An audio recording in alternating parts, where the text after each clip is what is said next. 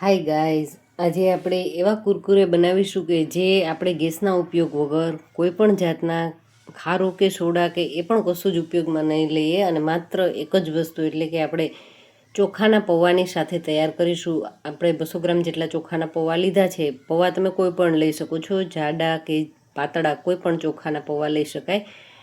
હવે ચોખાના પૌવાને આપણે પહેલાં તો સારી રીતે ધોઈ લેવાના, કારણ કે તમે જોશો કે હાથ ફેરવીએ આપણે તો પાણી છે કેટલું ગંદુ થઈ જાય છે, એમનો કલર છે એકદમ ડાર્ક થઈ જાય છે.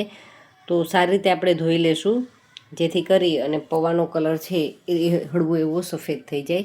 તો 4 થી 5 પાણીથી મેં એમને સારી રીતે સાફ કરી લીધા.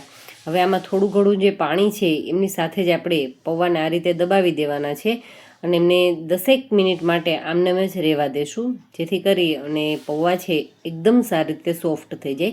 મેં તમને આગળ કીધું હતું એ મુજબ કે આપણે ગેસના ઉપયોગ વગર તૈયાર કરીશું. માત્ર આપણે પૌવાને આ જ પ્રોસેસ કરવાની છે કે એકદમ સારી રીતે આપણે એમને મસળી લેવાના છે. હાથનો ઉપયોગથી તમે કરી શકો છો અથવા તો કોઈ પણ વાસણના ઉપયોગની સાથે આપણે એમને એકદમ આ રીતે મસળી લેશું, જેથી કરી અને એમની અંદર થોડું ઘણું બાઇન્ડિંગ આવી જાય.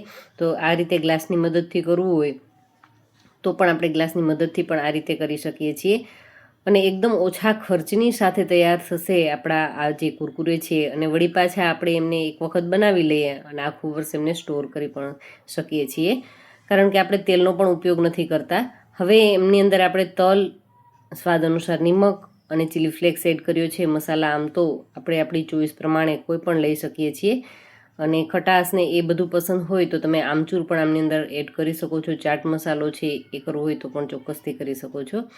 હવે કોઈ પણ એક પ્લાસ્ટિકની આપણે કોથળી લેશું અને કોથળીની અંદર આપણી પાસે રહેલું જે મિશ્રણ છે પૌવાવાળું એમની અંદર લઈ લેવાનું છે. જો મિશ્રણ તમને વધારે ઘટ લાગે, કઠણ લાગે તો એમને થોડુંક પાણી નાખી 2-4 ચમચી જેટલું પાણી નાખીને સારી રીતે મસળી અને સોફ્ટ રાખવાનું. નહીંતર શું થશે કે પૌવા છે એ પાણી વધારે પીતા હોય છે, એટલે થોડી વારમાં એ મિશ્રણ છે એ કઠણ થઈ જતું હોય છે.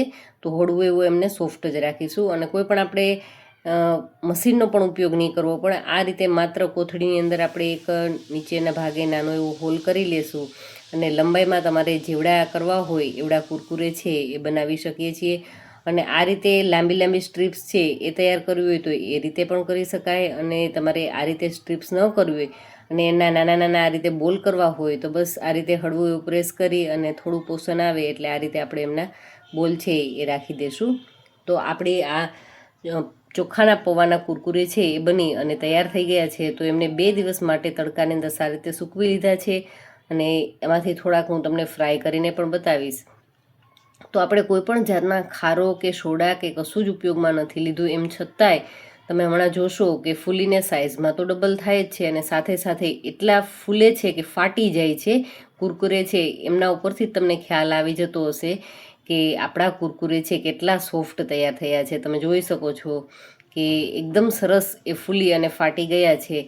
તો આવા સરસ મજાના ઓછા ખર્ચવાળા કુરકુરેનો વિડીયો જો તમને સારો લાગ્યો હોય મિત્રો, તો ખાસ આ તમે ચોક્કસથી ટ્રાય કરજો અને સાથે સાથે તમારા ફ્રેન્ડ્સની જોડે શેર પણ કરજો, જેથી કરી અને એ પણ કંઈક બનાવી શકે અલગ અને આખું વર્ષ માટે સ્ટોર કરી અને જ્યારે પણ ખાવાની ઈચ્છા થાય ત્યારે ફ્રાય કરી અને એન્જોય કરી શકે. અને મેં તમને કીધું તો એ મુજબ કે આમની અંદર આપણે બિલકુલ તેલનો ઉપયોગ નથી કર્યો, એટલે ખરાબ પણ લાંબો ટાઈમ સુધી થશે જ નહીં. તો સરસ મજાના કુરકુરે બની અને રેડી થઈ ગયા છે. તો કોઈ પણ મસાલો સ્પ્રિંકલ કરીને એન્જોય કરો. Thank you.